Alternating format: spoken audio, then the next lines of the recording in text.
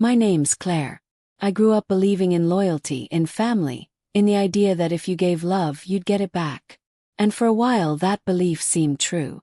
I had a husband, Daniel, who everyone thought was the perfect man. Successful, charming, devoted.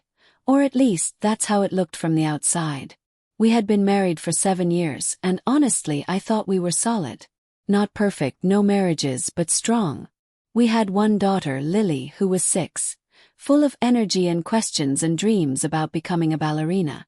Daniel adored her, or at least he played the role of the doting dad convincingly enough to fool everyone. Even me. To the world, we looked like the picture-perfect family. The nice suburban house, barbecues in the summer, family trips to the beach. On Christmas cards we smiled in matching sweaters. My friends would tell me they were jealous that I was lucky. And for a long time I believed them. But behind those smiles was a slow, invisible crack forming. One I couldn't see until it split wide open. Let me paint the picture for you. Daniel worked as a financial consultant, which meant long hours, business trips, and a salary that more than paid for our life. I stayed home with Lily, managing the house, doing part-time art classes when I could, and keeping our world together. My parents loved him. My friends admired him. He had this way of shaking hands and looking people in the eye that made them feel special. But sometimes, too special. There were moments I brushed off at the time. Late-night texts he brushed away with. Just a client. Dinners where he seemed distracted. His phone always flipped face down on the table. Little things. I chalked it up to stress. Everyone in finance is stressed, right? That's what I told myself. That's what I told Lily when she asked why Daddy was always working. It was Thanksgiving last year when I felt the first real knot in my stomach. We were hosting dinner at our house. My parents came, my brother and his girlfriend, even Daniel's parents. The whole table was set. Turkey, stuffing, cranberry sauce. Everyone was drinking wine, laughing, passing plates. I remember glancing over at Daniel and seeing him smile at his phone under the table. Not just smile. Grin. A private, boyish grin I hadn't seen directed at me in years. I tried to peek, but he caught me looking and quickly shoved the phone back in his pocket. Just work, he whispered, kissing my cheek. Work doesn't make a man smile like that. But with family watching, I shoved it aside. I told myself I was being paranoid. Fast forward to our 7th wedding anniversary.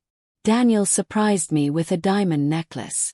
Beautiful, expensive, dripping with sparkle. Everyone oohed and awed when I wore it out. He's such a romantic, my friends gushed. But the truth, it didn't feel romantic. Felt like a distraction. He handed it to me with this too bright smile, the kind someone wears when they're trying to cover a bruise. I kissed him, thanked him, but deep down, something felt wrong. Because gifts weren't his love language. Time was. And suddenly he was giving me diamonds instead of hours. Little by little I noticed changes. He worked later. He traveled more. When he was home, his phone was practically glued to him. Lily once reached for it while playing, and he snatched it back so fast she cried. That night I asked him, "Why are you so protective of your phone?" He snapped, sharper than usual. "Because it's work, Claire. Confidential. You wouldn't understand." That cut deep. Because I used to understand everything about him. I brushed it off again, swallowing my unease. But the cracks were widening, and I was too scared to admit it. By spring I thought maybe I was just imagining things.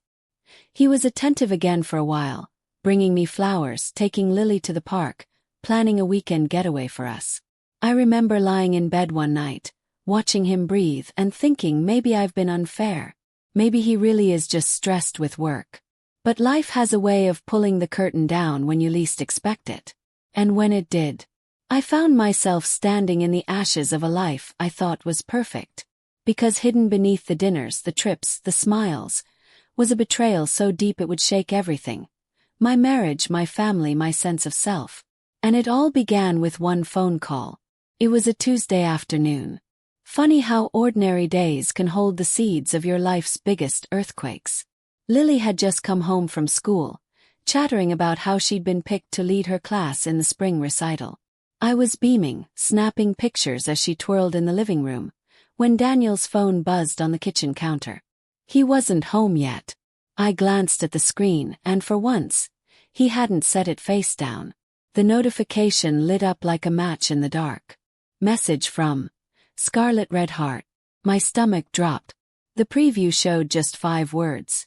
Can't wait to see you. First I froze. Then the heat rose up my spine into my cheeks. My hands shook as I picked up the phone.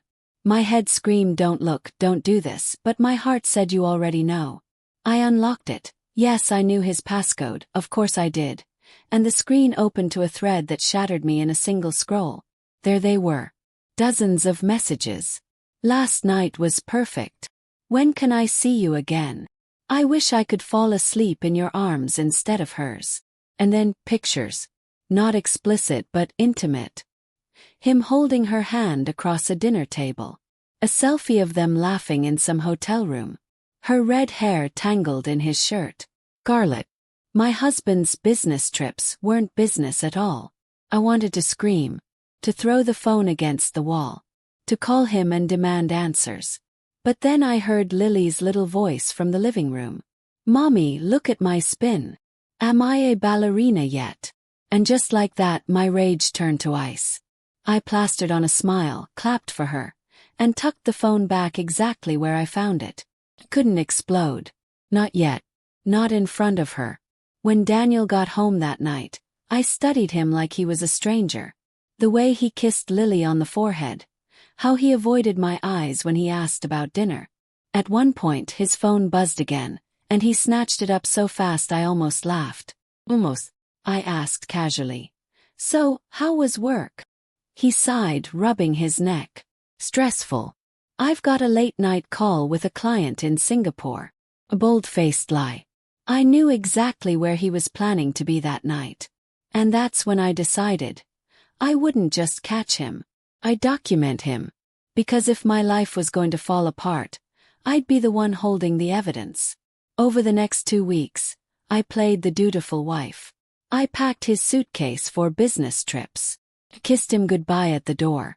And then I followed him. Yes, like something out of a movie. Me in my car trailing behind his. My heart pounded every time I thought he'd spot me. And sure enough, one Thursday night, I watched him pull into the parking lot of a hotel on the other side of town. Scarlett was waiting. Long red hair, tight dress, heels clicking on the pavement. She threw her arms around him, and he kissed her like she was the love of his life. Not me. Not the woman he'd promised forever to.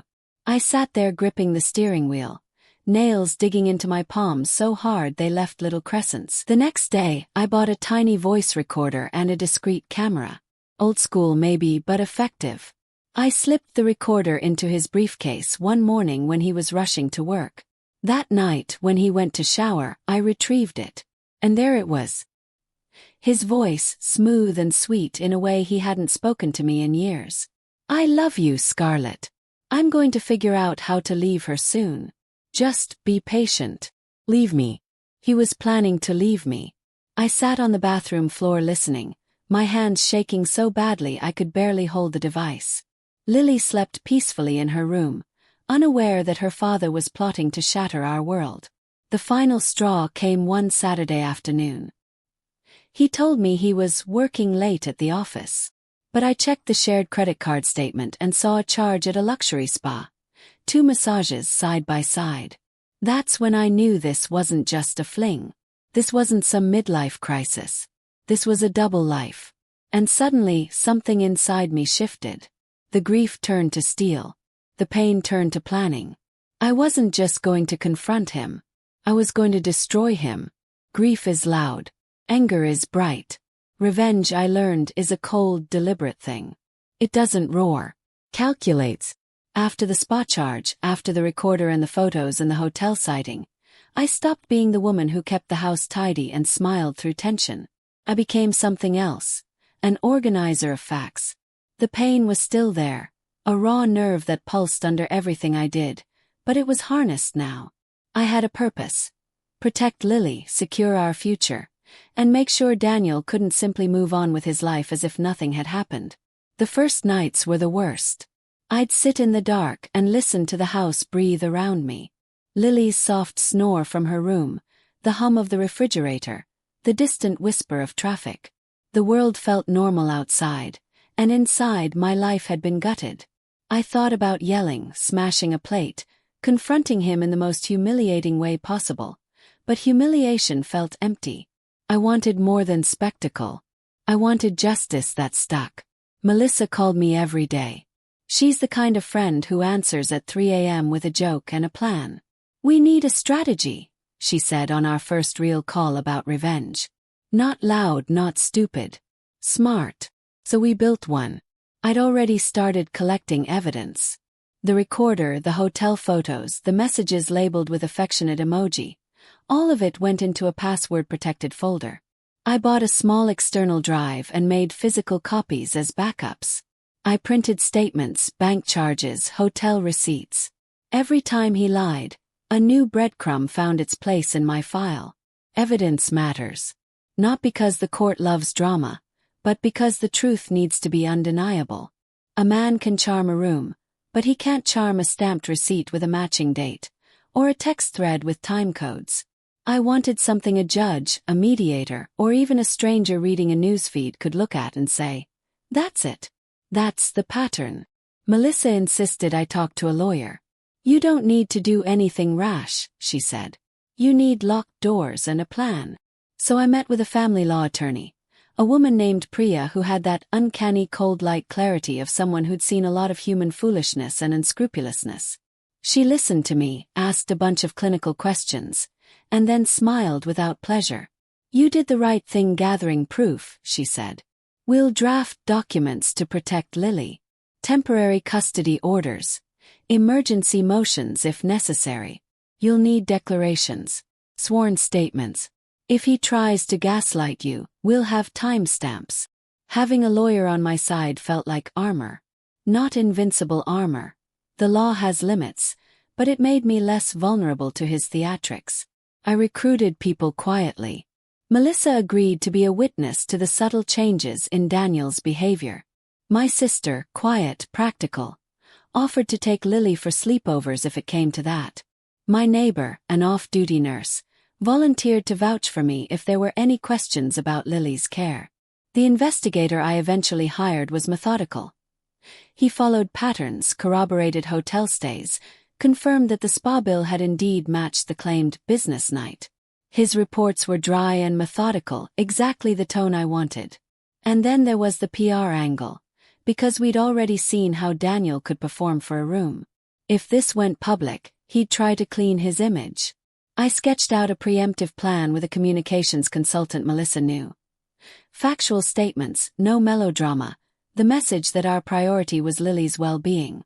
We'd control the narrative, not by shouting, but by methodically presenting truth. There's a moral line that hangs over all revenge stories. A place where getting even becomes destroying. I spent nights imagining the two different women I could be. One who used the evidence to dismantle Daniel entirely, including financially, and one who used the evidence to protect my daughter and remove him from daily life without making her childhood into rubble. I chose restraint. Not because I forgave him, but because I had a daughter who wasn't responsible for my fury. I would expose the betrayal and secure safety. I would not bankrupt us, sell our house in vindictive spite, or publicly humiliate him in ways that might ricochet back on Lily later. The line between justice and cruelty was thin, and I refused to cross it. While we worked the legal and practical angles, I also played a psychological game. Not with malice but with control. I stopped being emotionally available to Daniel. I stopped answering his texts with warmth. I started keeping my face neutral when he walked into the room. I made small changes that unmoored him. I rearranged the art in our living room, sold one of his favorite chairs. We'd bought it together, but it felt like a relic of a past I didn't want, and I learned to speak only when I decided my words had gravity. When he'd ask where I'd been, an old trick to fish for guilt, I'd reply with a simple, "Out." No explanations. Silence has a ferocity that talk often misses. It was petty in places, sure, but those petty things served a purpose. They stripped him of comfort, made him feel that the life he'd taken for granted required effort to keep. You'd think a man who'd been saying he wanted a new life would appreciate such clarity. Instead, he grew erratic. Like any clever plan, this one relied on his blind spots. He made a misstep when he left his laptop unlocked on the kitchen table one Sunday afternoon. I'd thought long and hard about confronting him with it, to shake him by saying, "I know everything," but the better play was to use it. I skimmed email headers, found a draft message. To Scarlett, I booked Friday. I can't wait. Make sure she doesn't find out. There was a spreadsheet connected to a consulting gig in another state. It confirmed what I suspected. He was building an alternate life financially as well as emotionally. That draft was the double proof I needed. He hadn't just been hiding a person. He'd been building a plan to ensure he could leave cleanly. Whoever this Scarlett was, she wasn't a fling.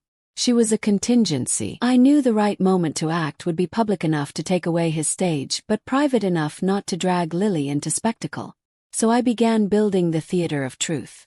First, I coordinated with the investigator to time the release of certain documents to his firm HR. Not maliciously, but to institutions that should know about conflicts of interest and misbehavior. Second, I scheduled a consultation with Priya about emergency custody filings. Third, I quietly scanned and archived everything in triplicate. Then I practiced my statement. I rehearsed how to tell the truth without performing. No tears, no theatrics, just clarity. Daniel carried on a relationship with another adult, I would say. He misled me. He made choices that put our child in the middle. My priority is protection for our daughter and the truth being acknowledged. Saying it out loud in front of Melissa and Priya felt like sharpening a blade. Every plan has risk. Ours was that Daniel might double down, go public, paint himself as a victim. He might reach out to his network to salvage the image. He might file countersuits. Or worse. He might accelerate his timeline and leave with debts or arrangements that left my child vulnerable. So I planned for escalation. We created financial buffers. A conservative budget so Lily's life wouldn't be disrupted. Melissa cashed out a small emergency fund to help with legal fees. My sister agreed to drive in for any hearings. The investigator found corroboration for every claim, and Priya built an airtight motion for temporary custody based on instability. When you plan revenge legally and responsibly, you must be prepared for the counterattacks. People who betray often have other resources. You have to be smarter. But the planning wasn't only logistics and law. I needed emotional armor. I went to therapy. I sat with a woman who let me scream without judgment. I learned breathing techniques to keep panic from swamping me during depositions, and when Lily asked why Daddy was sad, I practiced saying, "We're okay," in a way that sounded believable to a 6-year-old. I learned how to be present for Lily without collapsing into my own grief. I also allowed myself small rebellions, art classes that reminded me I existed independently of any man, late-night runs to the bookstore, walks while the moon was slivered thin. Those things kept me steady. The turning point came in the quiet between panic and action. One night, Daniel came home, stumbling on the steps like someone who thought a few whispers wouldn't matter.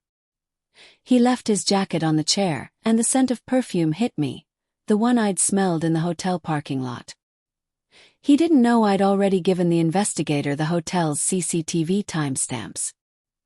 He didn't know that every piece of evidence had triplicate witnesses. That night I sat at the kitchen table with the folder open and I felt, for the first time in months, a calm settle over me. The plan wasn't a fantasy anymore. It was real, tangible, dangerous in the best possible way. It could protect my child. I whispered to the empty room. "We'll be okay, Lily." The whisper sounded like a promise. Everything was set. The files were copied. The lawyer had the motion ready. The investigator had the timestamps. Now it was about timing. The right moment to strike, the right audience to see the truth, and the right words to say.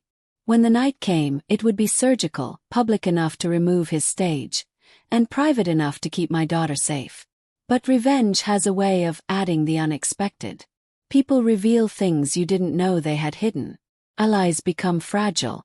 And sometimes when you think you've covered all angles, the universe throws another twist. We were ready, or as ready as you can be when you're about to change your life forever. You rehearse 1,000 ways to tell the truth in your head. You practice the calm face, the clip of facts, the voice that will not tremble. But nothing prepares you for the moment you actually set the gears in motion. I remember that morning like it had been etched into me forever. The sky was a hard, dry blue. Lily had pancakes for breakfast and asked for syrup shaped into a smile. She didn't know her life was about to pivot on its axis. I kissed her temple, braided her hair, slipped her into her little backpack, and told her the lie I was honest about. Mommy's going to an important meeting. You'll have so much fun at Aunt Jess's, okay? She grinned and waved. I watched her go and felt my throat close. The house hummed with ordinary noises. The kettle, the neighbor's lawnmower. Inside my chest, everything was electric. We filed the motion that morning. Priya had the paperwork prepped. It was a surgical set of documents. Temporary custody request citing instability, documented patterns of deceit, evidence of secret plans that could destabilize Lily's daily life.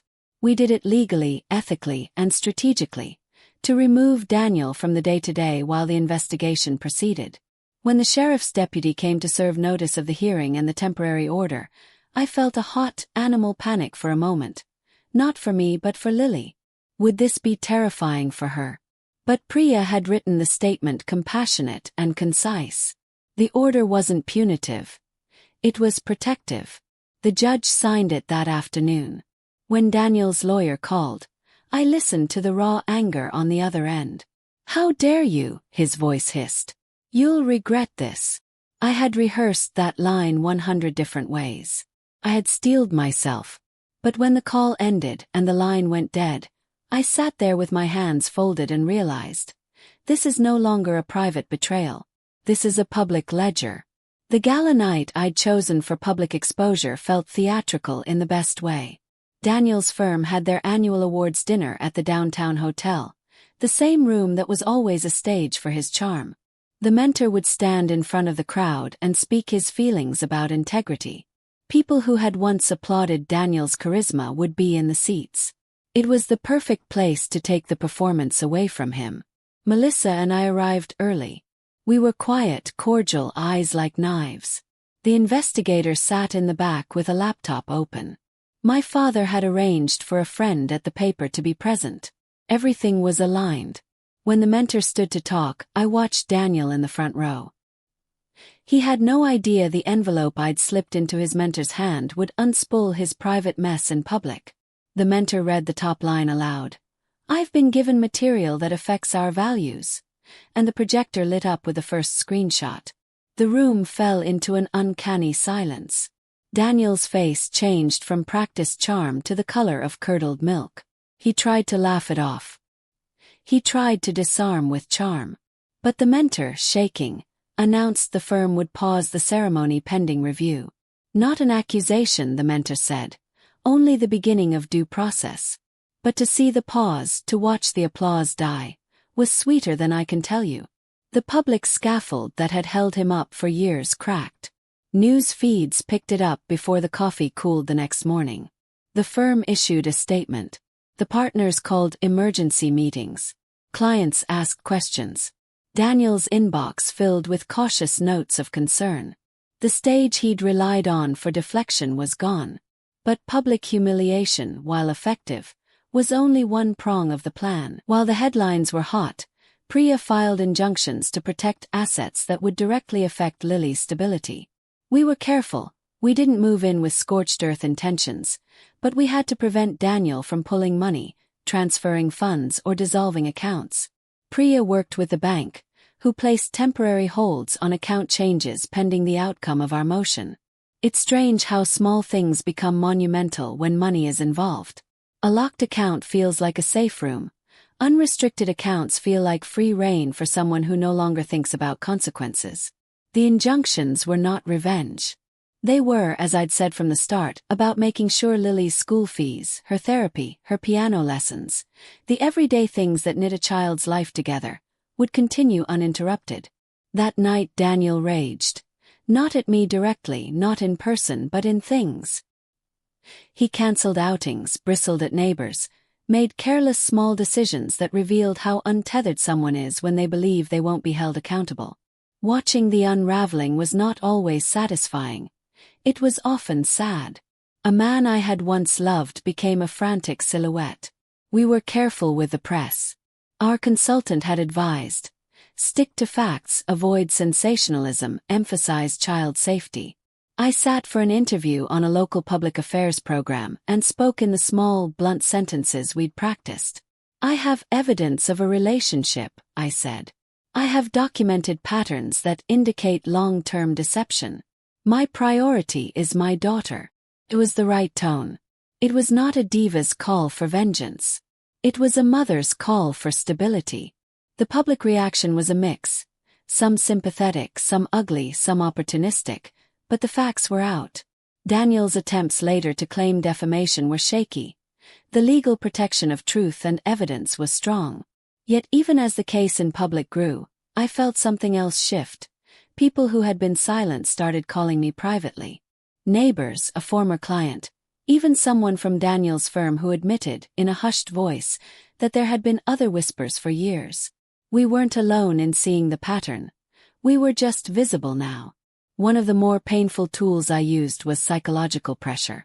Not to break him for sport, but to force him to confront choices he'd been avoiding. I refused to make dramatic scenes. Instead, I engineered small, controlled confrontations.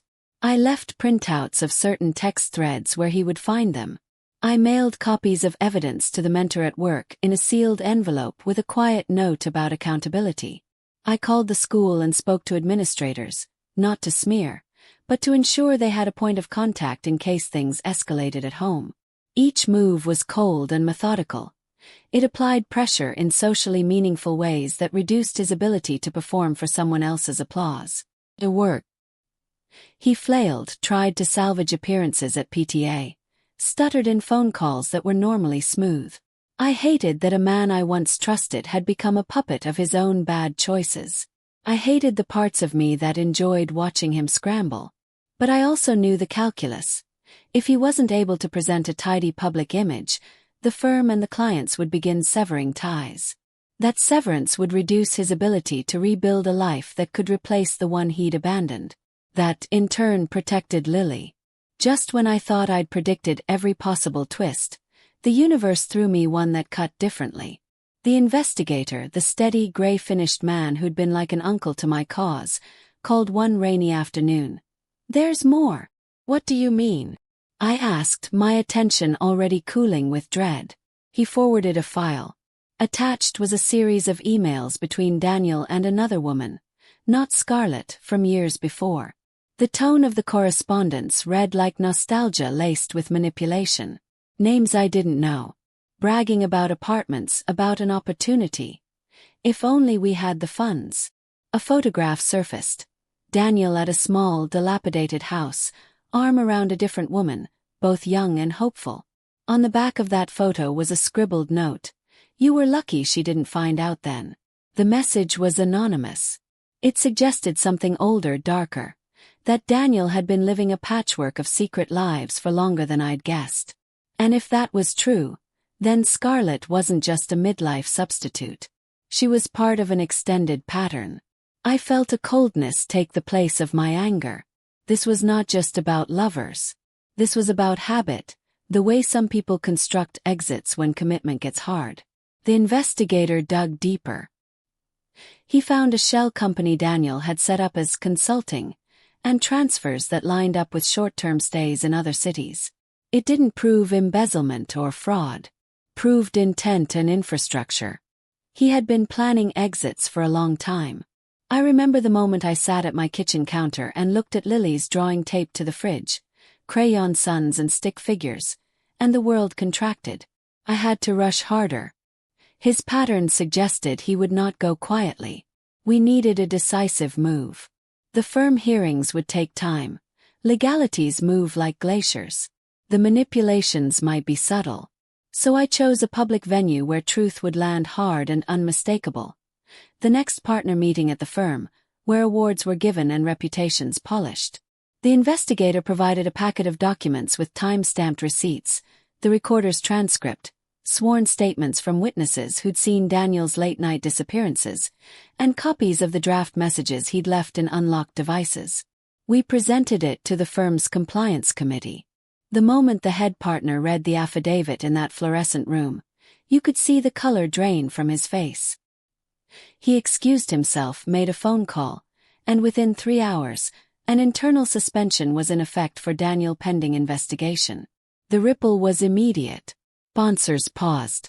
His name was removed from proposals. The partner who had mentored him, who had once spoken of integrity, now found himself publicly apologizing for having been blind. That apology was small comfort, but it made one thing clear. A man's stage was not an invulnerable fortress. It's important I tell you this honestly. The costs weren't all on him.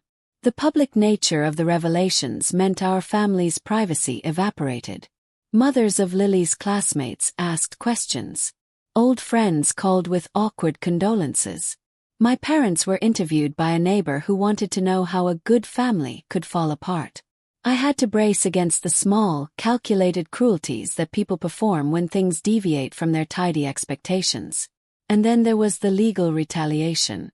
Daniel's lawyers tried to claim defamation, tried to argue that the timing suggested an ambush. Priya calmly produced the receipts, the timestamps, the recordings. Truth is heavy in court. Lies often dissolve under the weight. His countersuits never gained traction. Instead, a mediation table was set, where we negotiated custody, visitation schedules, and financial support for Lily's needs. In mediation, for the first time, Daniel tried to bargain. "I'll agree to joint custody if I can see her on weekends," he said. "I'll pay more if you don't go public." I wanted to laugh at the arrogance, the assumption that money could fix this, but humor would have collapsed the moral clarity I'd worked to preserve. We negotiated with our terms. Stability for Lily, therapy for all involved, a schedule that prioritized predictability. He signed. People ask me later if I felt victorious. The answer is complicated. Yes. There was a cold satisfaction to seeing him lose the platform he'd hijacked. Yes, there was a grim pleasure when clients drifted away and his name stopped appearing in glossy emails. But what I felt most was relief. Relief that my daughter would have the stability we'd planned for. Relief that the truth had been acknowledged. Relief that my own life, though bruised, was reclaimable. There were smaller, sweeter moments too. A neighbor I'd barely known showed up with a casserole and a gentle apology for having been silent earlier. A woman from Daniel's office sent a private message saying my courage had opened conversations that saved other marriages from deceit. These were shards of humanity that made the effort feel worth it. Just when the final papers were being drawn, there was one more blow, a personal one. Daniel, in a last-ditch effort to regain sympathy, produced a file suggesting that some of the evidence had been edited. He hired a forensics expert who pointed to a gap in metadata on a few images. It was a scare tactic, and for 48 hours, fear crept back like fog. Priya and the investigator countered quickly. The backups, the cloud timestamps, the paper receipts, everything held. The forensics expert's alarm turned out to be cold fear exploited by lawyers. When the dust settled, the countersuit collapsed. But those 48 hours taught me something. Revenge is never a clean line. It's a series of scrapes and relit fires. You have to prepare to be resilient. The last time I saw Daniel in anything like a normal context was at the mediation table. He sat across from me, shoulders smaller than I remembered, eyes exhausted. There was no swagger left. I met his gaze with the sort of calm the months had carved out of me. "You hurt our child," I said simply. He didn't look away. "I know," he replied. "I'm sorry. It was not a tidy redemption. It was not a tearful reunion. It was the end of a chapter. We signed what needed to be signed." He left with reduced responsibilities and an agreement to attend therapy, to be supervised in visitation if needed. The legal world had done its work. My private vengeance had done its work. But the life balance I'd fought for was fragile. You don't undo years of deceit in a single season. You measure success in small things. Lily's piano lesson attendance, her laughter in the yard, the way she fell asleep without worry. Those were my indicators. When the last document was signed, I thought maybe the story would end. But stories like this rarely close without leaving a scar that hums. A month later, an envelope arrived in my mailbox with a Polaroid inside. Daniel Younger, arm around a woman I didn't recognize, and on the back a single line. Some secrets are older than they look. It was an echo of the other file we'd found. Another thread. Another possible chapter. The fight wasn't entirely over. But the drums had quieted. I had bought myself time, protection, and a new definition of family. I used to think endings were fireworks. Loud, obvious, final. But the truth. Endings are quieter than you expect. The aftermath of my revenge wasn't marked by some cinematic slam of the gavel or a dramatic movie-style confrontation in the rain. It was measured in smaller, subtler ways. The things you only notice if you're living them. The first silence came at night. For months I'd slept like prey, every sound making me sit up, every shadow a threat of more lies surfacing. But then one Tuesday, I realized I had fallen asleep with Lily's storybook still open beside me, and I hadn't woken once. The house felt steady again.